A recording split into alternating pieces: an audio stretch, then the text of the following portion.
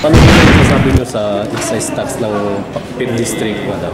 Tobacco excise tax kasi may issue Tobacco excise tax, ghost projects exposed anew. Well, whoever did this, if this is true and they are guilty, was hello. Let the law take its course, bring them all to justice. Yung kwan, madam, yung dairy farm, kanino ba yung dairy farm natin sa Owned Laoac? by the 5th District of Pangasinan. Saan po nanggaling yung pondo po niya, madam? Mixed. From PDAF, from... We used some tobacco tax there also, right? Yeah. So it's mixed. PDAF and tobacco tax, and also from the Department of Agriculture. Ma'am, tinatanong din po ng mga Tagal-Kala kung bakit daw po yung tobacco excise tax na supposed to be para sa bayan po ng Alcala ay napunta po sa dairy farm na Hindi ganun ang nangyari. In fact, in Alcala now, they're putting up a huge palay dryer and warehouse worth 70 million. So that is not true. Before people say anything, check first the facts. Because even kung you make halongkat, every single expense that my husband or I have done, everything is in order.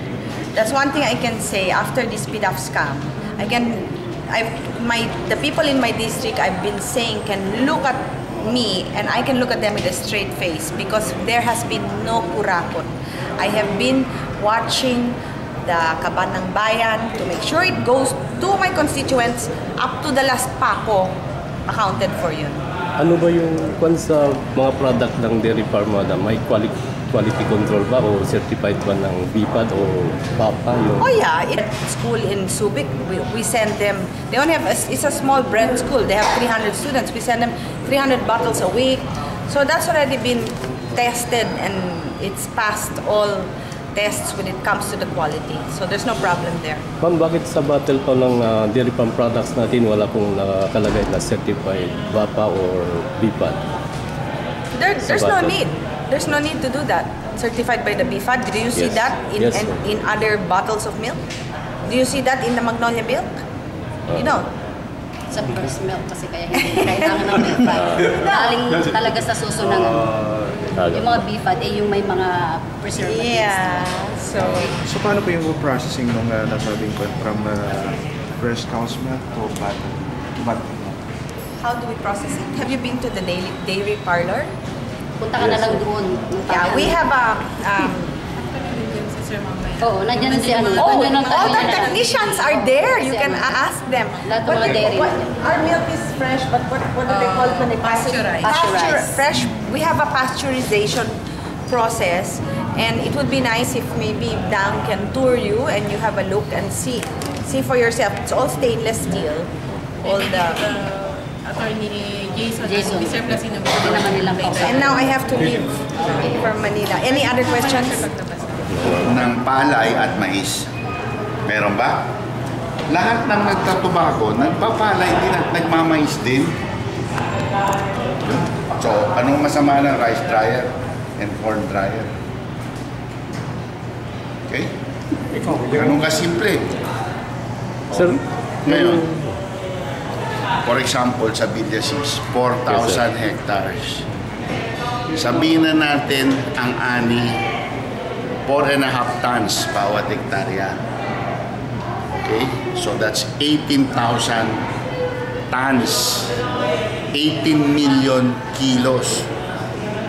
Sabihin na lang natin dahil sa dryer na ito at sa modernong sistema ng pag-ani, nakatipid ang farmers ng 5%.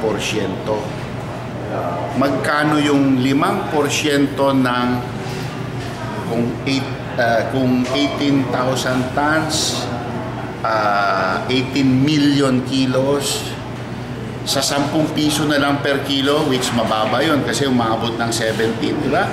Sa 10 piso, that's 180 million pesos. 5% nun, magkano? Yan ang nawawala sa farmer bawat ani. 3 beses umaani sa isang taon. So, 20 to 30 million ang additional income na ibibigay natin sa farmer taon-taon. Malaking epekto sa kabuhayan niya. Sir, yung issue po ata sa excise tax, bali yung excise tax sa Alcala nagamit po sa dairy farm ng Laoac. May portion, pero ang dairy farm ng Laoac, hindi naman sa Laoac yun eh. Kung babasahin nyo yung MUA at yung agreement sa NDA, ano ba yung NDA? National Dairy Authority. Yan ay para sa buong Kinto Distrito na Pangasinan. So, para din sa Alcala yun. Ano po yung dairy farm, sir? Government ba o ano? Government. Government. Ang lupa niyan ay pag-aari ng gobyerno. Ang lahat ng nakatayo dyan ay pag-aari ng gobyerno. Ang lahat ng baka dyan ay pag-aari ng gobyerno.